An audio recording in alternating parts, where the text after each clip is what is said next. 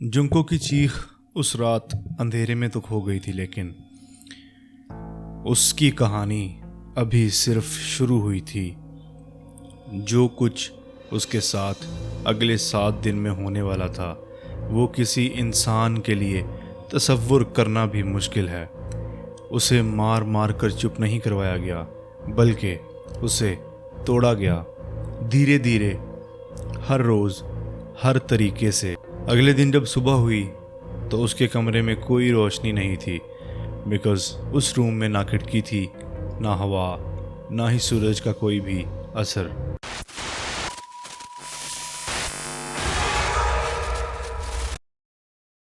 Junko की आंखें खुली, कपड़े फटे हुए थे, जिस्म पर जख्म थे और दिमाग में सिर्फ और सिर्फ एक सवाल, मैं जिंदा क्यों हूँ।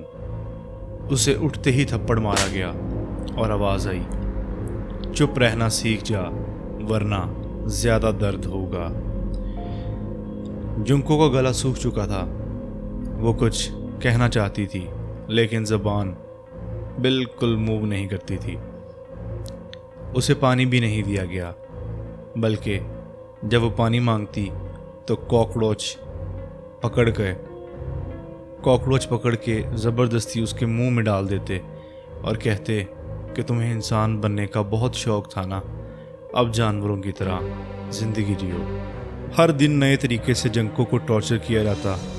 कभी लोहे की रॉड से उसके पैरों पर मारा जाता, कभी उसके उंगलियों के नाखून एक प्लास के साथ खींच लिए जाते और एक दिन उसे कहा गया कि हमारे लिए डांस करो वरना हम तुम्हारी हड्डियां तोड़ देंगे। और उसने डांस करना स्टार्ट किया, रोते हुए, और वो हर स्टेप पर गिरती थी, बिकॉज़ उसका जिस्म अब इस सिचुएशन में नहीं था कि वो उसे कंट्रोल कर पाती, ना ही उसमें इतनी जान बची थी। फिर भी जब वो गिरती तो उसको थप्पड़ मारा जाता और कहा जाता कि तू हमारा मजाक बना रही है। एक बार उसकी एक आंख बहुत ही बुरी तरह स्वेल हो गई थी और उसको उस आंख से कुछ नज़र नहीं आता था, लेकिन उन चारों ने क्या किया, उस लड़की की उस सूजी हुई आंख के अंदर जलते हुए सिगरेट्स डाल दिए गए। जलते हुए cigarettes, can you even imagine? जलते हुए cigarettes just for fun. I can't believe this. Hiroshi और उसके दोस्तों के लिए जुंको बिल्कुल एक टाइम पास बन चुकी थी।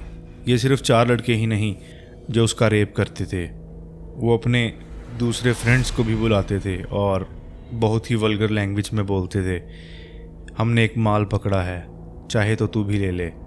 जुंको एक दिन में 10 से 15 दफ़ा रेप होती थी। कभी नॉर्मल रेप नहीं, कभी ग्लास बोटल्स, कभी मेटल रोड्स, कभी सीजर्स।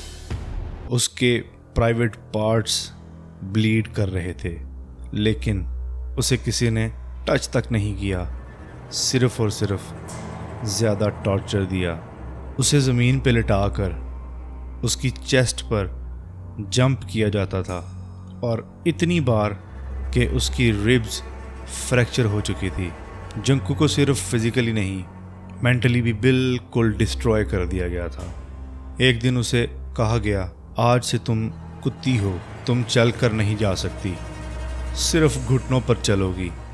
उसे भूखा रखा गया, कभी टॉयलेट की परमिशन नहीं दी गई। वो वहीं कपड़ों में, उन्हीं ज़ख्मों के अंदर दिन गुजारती रही।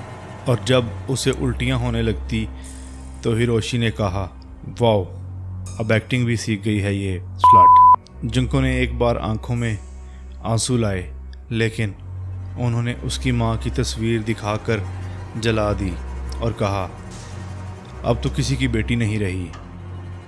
उसका जिस्म छिल चुका था, लेकिन सबसे ज़्यादा जो छिल चुका था वो उसका इंसान होना था। 38 दिन तक जुंको ने वो सब सहा जो एक इंसान का दुश्मन भी नहीं चाहता। उसका जिस्म नफ़रत का निशान बना और उसकी रूह हर दिन तोड़ी गई। उन दिनों में उस पर पेट्रोल डालकर आग लगाई गई। फिर उसी जलते हुए जिस्म पर क्रिकेट बैट से अटैक किया गया। मैं अगर पूरा जो मैंने ख़ुद पढ़ा अगर मैं यहाँ पे एक्सप्लेन करना चाहूँ भी तो मैं नहीं कर सकता। जो मैंने इस पूरी स्टोरी के दोनों पार्ट्स में एक्सप्लेन किया है वो सिर्फ इस टॉर्चर, इस दर्द भरी कहानी का 5% है। बहरहाल उसके नेल्स जड़ से उखाड़ लिए गए थे और दांतों से उसकी हालत ख़राब कर दी गई थी।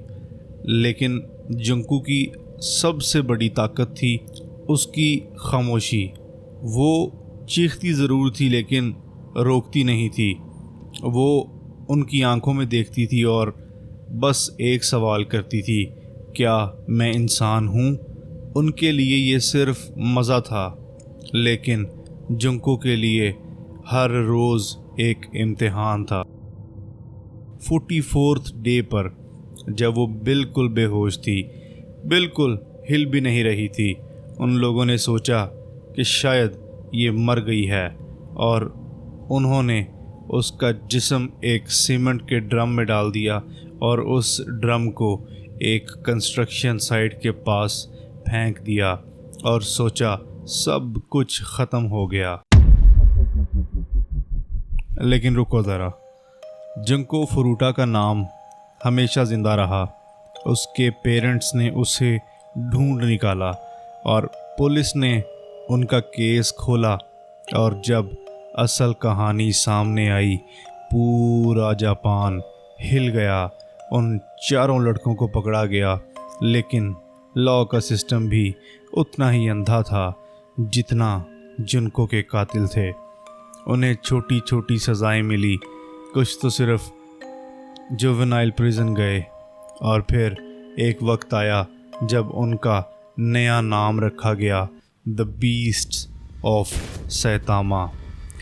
जुंको का जिस्म मर गया था, लेकिन उसकी कहानी हर उस इंसान के लिए एक मिसाल बन गई जिसे कभी चुप करा दिया गया हो।